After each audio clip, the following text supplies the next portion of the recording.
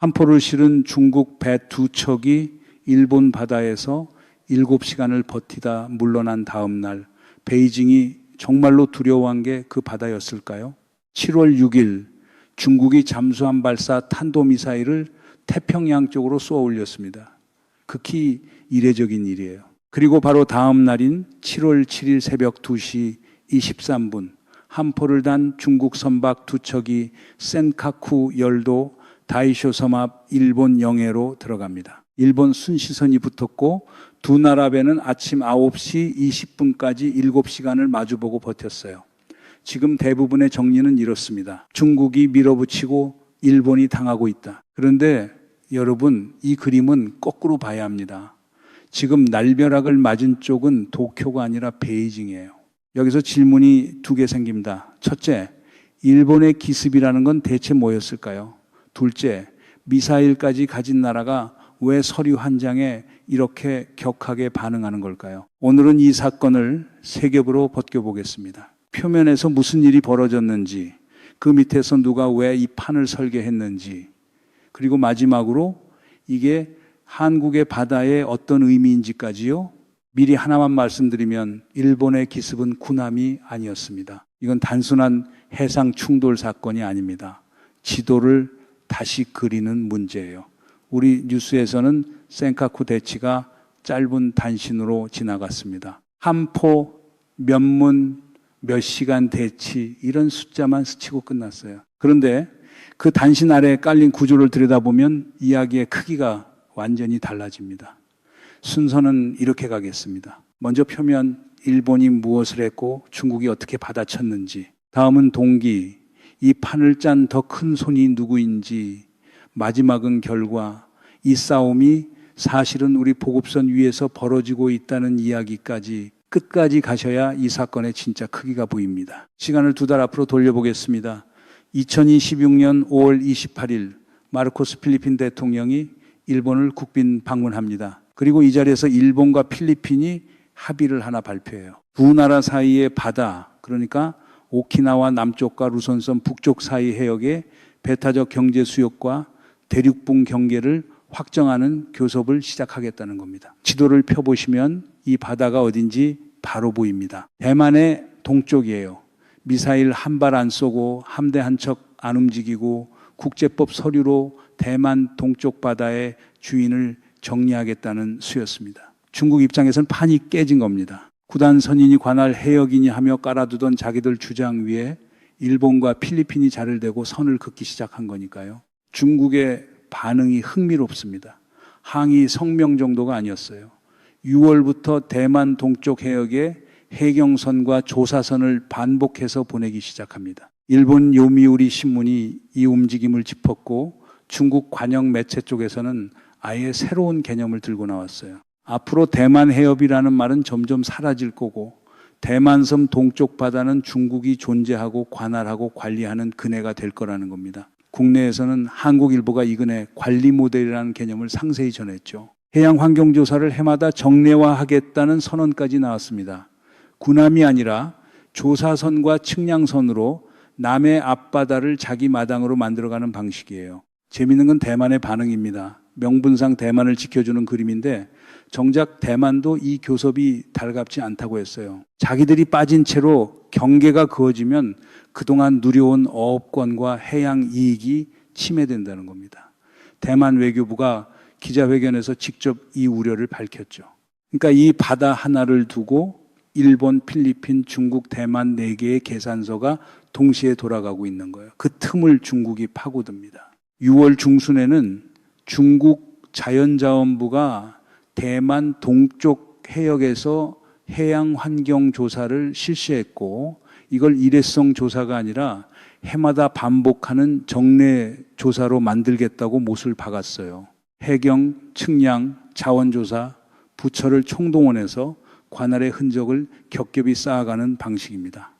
사실 이 충돌의 리듬은 작년 겨울부터 이미 만들어져 있었습니다. 12월 초에 중국은 유엔 총회에 서한을 보내 일본 총리의 발언 철회를 요구했고 같은 날 센카쿠 해역에서 조업하던 일본 어선을 자국영의 침범이라며 강제로 쫓아냈다고 발표했어요.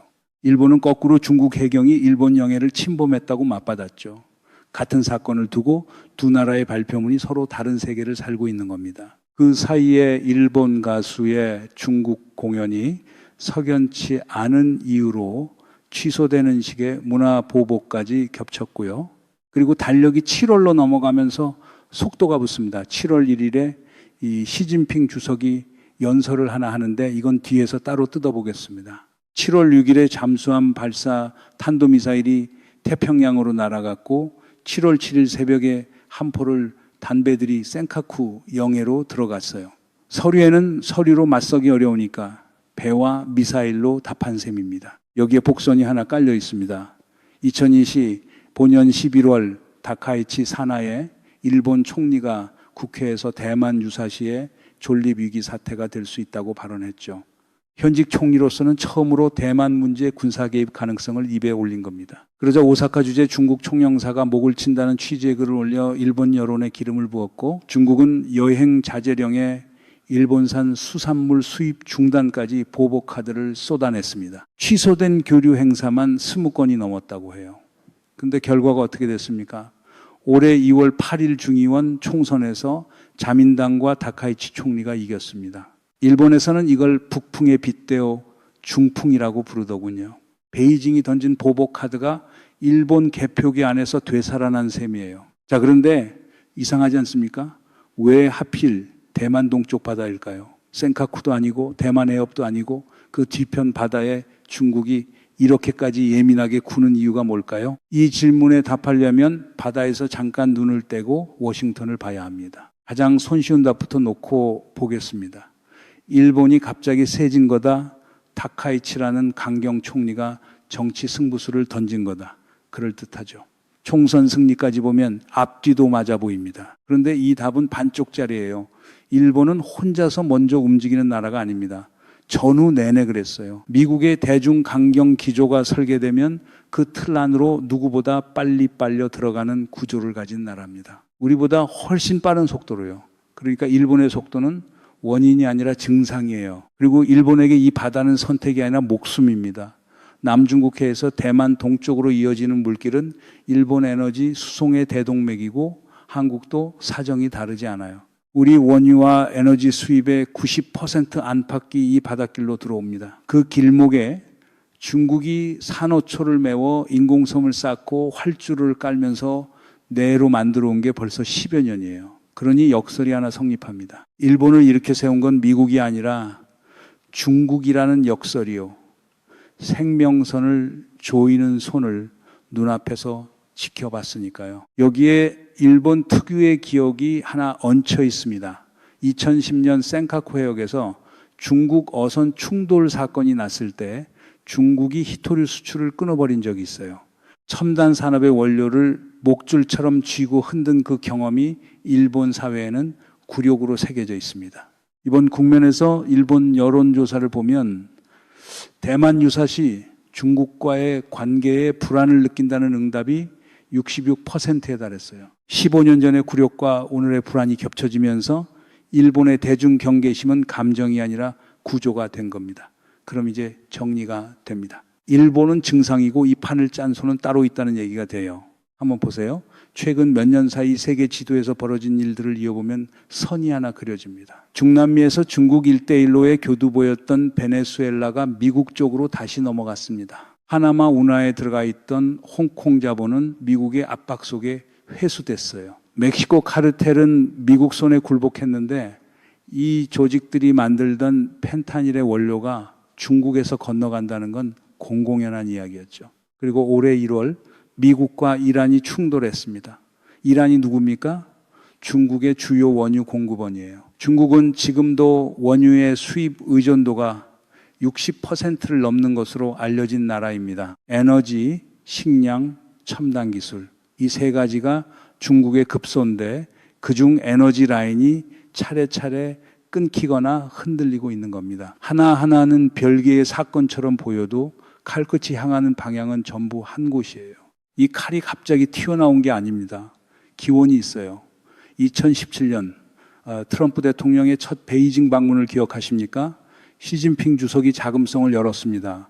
그냥 연회장이 아니라 태화전 앞마당 황제만 걸을 수 있다는 축선의 한복판이었어요. 역대 최고 지도자 누구도 외국 정상을 그 자리에서 맞이한 적이 없습니다. 왕조를 뒤엎고 세워진 공산당의 총서기가 황제의 자리에서 외빈을 맞이한 거예요. 중국 문화를 아는 사람들 눈에는 벌거벗은 임금님의 행진이 시작된 장면이었죠. 그리고 그날 저녁 인민대회당 만찬을 두고 당시 정황을 다룬 회고록들을 종합하면 이런 이야기가 전해집니다. 리커창 총리가 산업질서에서 중국이 우위에 섰으니 이제 미국이 서브를 하는 게 좋겠다는 취지의 발언을 했다는 거예요. 돌아가는 비행기 안에서 트럼프 대통령과 참모들이 격론을 벌였다고 하고 그 뒤에 무슨 일이 벌어졌는지는 우리가 다 압니다. 세 자릿수까지 치솟은 관세 전쟁이요. 한대로 환심을 샀다고 믿은 쪽은 베이징뿐이었고 결과적으로 미국 민주당과 공화당의 초당적 반중 합의에 불을 붙인 자충수가 됐습니다. 그런데 태화전 장면에는 관세보다 중요한 단서가 하나 더 들어있어요. 중국 권력의 문법입니다. 중국에는 통일과는 어감이 다른 일통이라는 개념이 있습니다. 쪼개진 걸 다시 붙이는 게 통일이라면 일통은 하나의 계통을 세워두고 모든 이질적인 요소를 한가운데로 수렴시키는 겁니다. 그리고 그 한가운데에는 황제가 서야 하고요. 시진핑 주석이 권력을 강화하면서 끌어온 틀이 바로 이 문법이에요.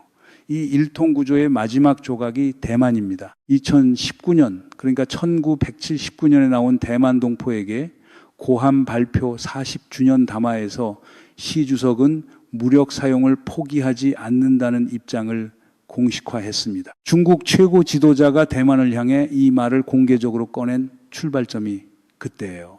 이제 아까 그 질문에 답이 됩니다. 대만 동쪽 바다는 유사시 미국과 일본의 증원 전력이 들어오는 문이자 일통의 마지막 퍼즐을 잠그는 자리입니다. 그 바다에 일본과 필리핀이 자를 대는 순간 베이징 입장에서는 설계도 한복판에 남의 도장이 찍히는 거예요. 그럼 다음 질문은 이겁니다. 시진핑 주석은 이 판에서 물러설 수 있을까요? 이제 7월 1일 연설을 뜯어볼 차례입니다. 공산당 창당 105주년 기념 연설이었는데 경향신문을 비롯한 국내 보도를 보면 눈에 걸리는 대목이 하나 있어요. 대만독립 분열 세력을 단호히 타격하고 외부 세력의 간섭을 반대한다는 문장은 들어갔는데 평화통일이라는 표현이 빠졌습니다. 95주년 연설에도 100주년 연설에도 있던 말이에요. 창당 기념 연설에서 이 단어가 사라진 건 사실상 처음이라는 분석이 나옵니다. 더 흥미로운 건 톤의 비대칭입니다. 5년 전 100주년 연설에서 시 주석은 중국을 압박하면 강철 만리장성 앞에서 머리가 깨져 피를 흘릴 거라는 원색적인 경고를 서방에 날렸어요. 이번 연설에서는 그런 표현이 오히려 절제됐다는 평가가 나옵니다. 그런데 대만 관련 워딩만은 거꾸로 세졌어요. 목소리는 낮아졌는데 칼날은 길어진 겁니다. 창당기념 연설에서 외부 세력을 통일의 장애물로 직접 적시한 것도 전례가 없는 일이고요. 이게 말이 됩니까? 말이 됩니다. 이 연설이 나온 시점을 보면요. 2017년 가을 20일 차당대회에서 시 주석의 사연임 여부가 결정됩니다. 통일이라는 역사적 임무를 앞세워 안팎을 결속하고 있다는 해석이 붙는 이유예요. 여기서 많은 분들이 합리적인 계산을 하십니다. 상륙 능력이 아직 부족하다. 경제 타격이 너무 크다. 그러니 전쟁은 어렵다. 다 맞는 말이에요. 계산에 넣어야 할 변수도 하나 더 있죠. 대만 관계법입니다. 미국이 대만과 단교하면서 만들어둔 법인데 이 법은 하나의 중국을 원칙이 아니라 정책으로 규정합니다. 원칙은 못 바꾸지만 정책은 상황 따라 달라질 수 있다는 여지를 법안에 심어둔 거예요. 대만에 대한 무기 판매 경로가 이 법으로 열려 있고 유사시 개입 가능성도 닫혀 있지 않습니다. 물리적인 방벽도 만만치 않아요. 대만 해협은 좁게는 120km, 길게 보면 200km 가까이 되는 바다인데 그 사이에 보이지 않는 요소가 겹겹입니다. 대만 자체의 촘촘한 방어망, 상륙에 불리한 지형 조건, 그리고 대만 쪽 사정에 밝은 이들이 공통적으로 지적하는 대목이 있죠. 함대로 섬을 포위하고 병력을 해안까지 올려보내는 작전을 처음부터 끝까지 완결할 만한 상륙 능력이 중국에 아직 없다는 겁니다. 합리적으로만 보면 이 정도 방벽 앞에서 도박은 어렵습니다. 그런데 1982년 아르헨티나 군부도 그 계산대로라면 포클랜드를 치면 안 됐습니다. 정권이 벼랑에 몰리자 출구로 전쟁을 골랐어요. 궁지에 몰린 지가 고양이를 무는 법이죠. 러시아의 우크라이나 침공도 올해 초이란 사태도 합리적 예측은 두 번 다 틀렸습니다. 전쟁은 준비가 끝났을 때 시작되는 게 아니라 물러설 길이 끝났을 때 시작됩니다. 그럼 지금 베이징에 물러설 길이 얼마나 남았는지 숫자로 보겠습니다. 올해 3월 전국인민대표대회에서 중국은 경제성장률 목표를 4.5에서 5% 구간으로 내렸습니다. 35년 만에 최저치예요. 부동산은 유령도시라는 말이 나올 만큼 무너졌고 집을 출세의 증명으로 여겨온 중국인들의 소비 심리는 지갑제에 얼어붙었습니다. 인구는 줄고 있고요. 그런데 같은 예산안에서 국방비는 1조 9,095억 위안, 우리 돈으로 400조 원이 넘는 사상 최대 규모로 7%를 늘렸습니다. 11년 연속 증액이고 해마다 성장률 목표보다 높게 올려온 돈이에요. 서방에서는 실제 지출이 공표치보다 40에서 90% 많을 거라는 분석까지 나옵니다. 중국은 자기네 국방비가 국내 총생산 대비 1.5% 수준이라 세계 평균에도 못 미친다고 항변하지만 공표되지 않는 항목이 워낙 많아 투명성 논란은 매년 반복되고 있죠. 성장률 목표는 내리고 국방비는 올리고 가계부로 치면 월급은 줄었는데 헬스장을 2개 끄는 셈이에요. 그 헬스장이 어느 쪽을 향해 근육을 키우는지는 시 주석이 연설에서 직접 말했습니다. 이 숫자를 주변국과 나란히 놓으면 그림이 더 선명해집니다. 미국의 이번 회계연도 국방 예산은 1조 달러를 돌파했습니다. 일본의 방위 예산도 9조엔, 우리 돈으로 80조 원대를 넘어서며 역대 최고치를 경신했어요.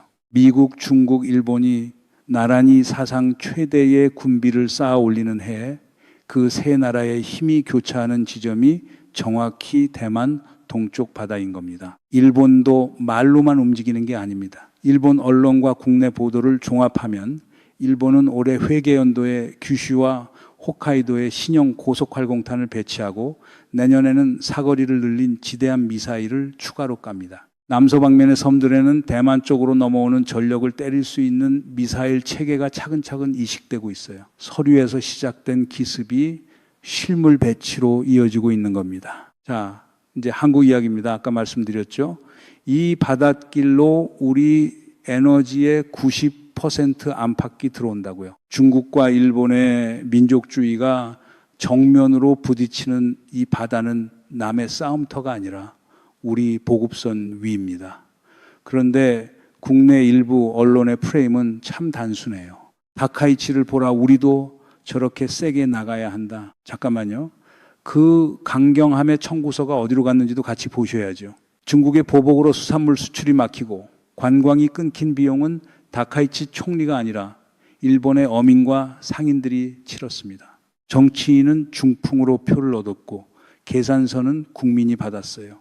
강경 구호 아래에 깔린 청구서를 들여다보는 사람은 많지 않습니다. 생명선의 90%를 이 바다에 걸어둔 나라라면 목소리의 크기가 아니라 계산의 정밀함으로 움직이는 게 약함이 아니라 실력이에요. 지금 우리 정부가 미국, 일본과의 공조를 유지하면서도 중국과의 판 자체는 깨지 않으려고 관리하는 이유가 바로 이 계산 위에 있는 겁니다. 흥미로운 장면이 하나 있어요. 중국과 정면으로 부딪히고 있는 그 다카이치 총리조차 연말 기자회견에서 한국에 대해서는 정상 간 리더십으로 현안을 관리하겠다며 톤을 완전히 바꿨습니다. 사방에 전선을 열 수 없다는 걸 일본도 아는 거예요. 모두가 전선을 고르고 있는 판에서 우리만 남의 전선의 구호부터 얹을 이유는 없습니다. 이제 처음에 그 바다로 돌아가 보겠습니다. 7월 7일 새벽 한포를 담배 2척과 일본 순시선이 7시간을 마주보던 장면이요. 같은 장면인데 이제는 다르게 보이실 겁니다. 그 7시간 안에는 대만 동쪽 바다에 자를된 서류가 있고 태화전 축선에서 시작된 10년의 오판이 있고 에너지 급소를 차례로 눌러오는 포위망이 있고 평화라는 단어를 지운 연설이 있고 물러설 길이 좁아지는 정권의 초조함이 있습니다. 손권과 유비가 손을 잡던 밤 조조 진영의 공기가 어땠을지를 떠올리게 하는 구도예요.